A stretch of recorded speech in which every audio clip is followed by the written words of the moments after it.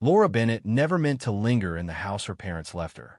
It was a plain, square thing with peeling gray siding and a front yard choked by crabgrass and dandelions that refused to quit. Tucked at the end of a sleepy cul-de-sac in a Virginia suburb, it was just far enough from the city to feel like a deep breath, but close enough for pizza deliveries and ambulance calls.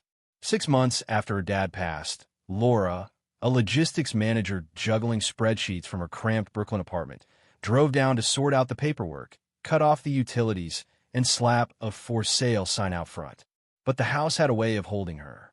The creak of the back porch, the soft glow of late afternoon light through the kitchen window, it all whispered, "Saw stay a little longer, saw." 2 months later, she was still there, answering emails in the morning and wrestling with the yard by afternoon, finding a strange comfort in the dirt under her nails. It was one of those quiet spring afternoons when trouble found her. Laura was crouched near the fence, old jeans streaked with mud, gloves clawing at a stubborn patch of ivy that had crept along the edge where her property met the neighboring lot. The neighbors, Carl and Diane Foster, had lived next to her parents for decades, though Laura barely remembered them from childhood VY sits. Now in their late 60s, retired and sun-weathered, they were a fixture on the street. Diane, especially, was always out front, fussing over perfect hedges, bossing delivery drivers, and rearranging her army of lawn gnomes. Laura had caught her VY beat early curt waves, tight smiles, the kind of neighbor who thinks they own the whole block. That Tuesday, Laura was prying up half-buried bricks, maybe part of an old garden bed, when a county patrol car rolled up, slow and deliberate. No sirens, just 2 officers stepping out, hands on belts, exuding practice calm. The taller one, sunglasses perched on his thinning hair, nodded. "Ma'am, we got a call about suspicious active VY tie here. Can we talk?" Laura, still gripping her spade, stood, brushing dirt off her gloves, her brain scrambling. "This is my place," she said, wiping sweat from her brow. "I'm just pulling weeds. What's this about?" The officers swapped a glance. Neighbor reported digging near their property line, maybe MOVYing boundary markers. They're worried someone's messing with the border. Laura let out a half-laugh, half-sigh. "I'm clearing brush. The markers are right there, untouched. Take a look." They did, strolling the patch she'd been working, jotting notes, then shrugging. "Looks fine," the tall one said. "Just checking. Sorry for the hassle." But before they left, he lowered his sunglasses. "Word of ad VYC. This isn't the first time these neighbors called us. Your dad had some run-ins with them over this line a while back." Then they were gone, Leah VYing Laura staring at the sagging fence, a slow burn building in her chest.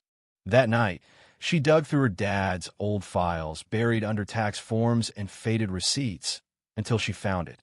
A survey map, notarized, stamped, showing her property line with crisp precision. The fence? It sat 6 feet inside, saw her saw land. That strip of grass Diane had dolled up with flowers and solar lights. The gravel patch where she parked her second carrot was Laura's, legally. Sleep didn't come easy. Diane hadn't called the cops out of confusion. It was a power move, a warning, saw back off what we've claimed. Saw Laura wasn't one for drama, but she knew systems logistics was her world. The next morning, she called a surveyor and a contractor, setting wheels in motion. She didn't want to fight. She wanted her land. The surveyor, a quiet guy named Tom Reed, came on Thursday, all business with his laser level and GPS gear. For 3 hours, he measured, staked, and scribbled, while Laura watched from the kitchen, half expecting Diane to storm out. She didn't. Tom's report confirmed it. The Fosters had taken 1.5 meters of her land. No permits, no rights. That evening, Laura tied twine between the stakes, a soft line in the dirt, not a threat, just a fact. By 6:30 a.m., Diane was out in her bathrobe, smacking a stake with a garden hoe, her eyes locking with Laura's before she stalked off. Challenge accepted. Things spiraled fast. A code enforcement officer showed up, claiming Laura's excavation threatened the Foster's garage. She handed him her survey, Tom's certification, and contractor notes, watching his irritation grow as he found no violations. Diane's game was clear, death by paperwork, using the system to grind Laura down. Then came the petty jabs, sprinklers angled to soak Laura's trench, compost bins tipped over, neighborhood garden mornings where Diane spun tales of Laura as the entitled outsider. Whispers spread. Neighbors stopped wah-vying. One even muttered Diane's lie. Laura was tearing up the yard to build a barrier wall before skipping town. Laura didn't bite. She installed cameras, motion lights, and kept a folder photos, logs, receipts labeled "saw encroachment saw."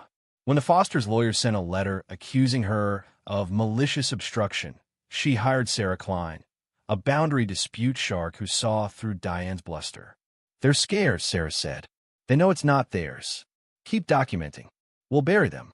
The turning point came when Laura built the trench shallow, legal, just enough to redirect runoff and mark her line. To the Fosters, it was a fortress.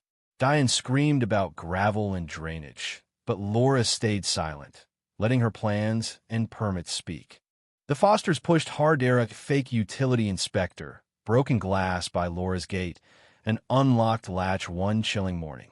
Laura countered with floodlights, cloud-stored VYDAO, and a CIVYL complaint for harassment, not just against the Fosters, but anyone involved. The hearing was no spectacle, just a gray courthouse and a tired judge. Laura's EVY surveys, VYDAOs, engineer reports was a brick wall. The Fosters' lawyer leaned on community tradition, but the judge wasn't buying it. "Show me a statute where routine trumps a deed," he snapped. He ruled for Laura, banned the Fosters from her land, and tossed their petition as nonsense. 2 days later, a MOVYing truck pulled into the Fosters' drive. No neighbors helped. Diane, in plain clothes, avoided Laura's gaze. Their house at the market, polished and empty. Laura's trench stayed, not a scar, but a promise glean, graveled, untouchable. New neighbors, a quiet older couple, moved in, unaware of the war. Laura left them a survey map and got scones in return. She rebuilt her fence, planted grasses, and boxed her files, not to forget, but to move on. The house wasn't just inherited anymore. She'd fought for it, earned it, and no one would blur her lines again. But here's the thing: Diane thought she could bully Laura into submission, and Laura turned silence into a weapon. Was she too ruthless, or did Diane deserve it? Should Laura have compromised to keep the peace, or was standing her ground the only way? And what about the neighbors who picked sides, cowards, or just caught in the crossfire? Drop your thoughts below, hit that like button if this got your blood pumping, and subscribe for more stories that'll make you question where the line really is. Thank you for taking the time to listen to today's story on Store of Good Stories. If this story touched your heart or made you think, don't forget to hit like and share the video to spread this positive message to more people.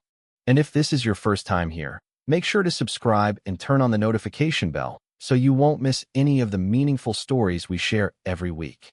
Your support is the biggest motivation for Store of Good Stories to keep bringing heartfelt and valuable stories to you. See you in the next video.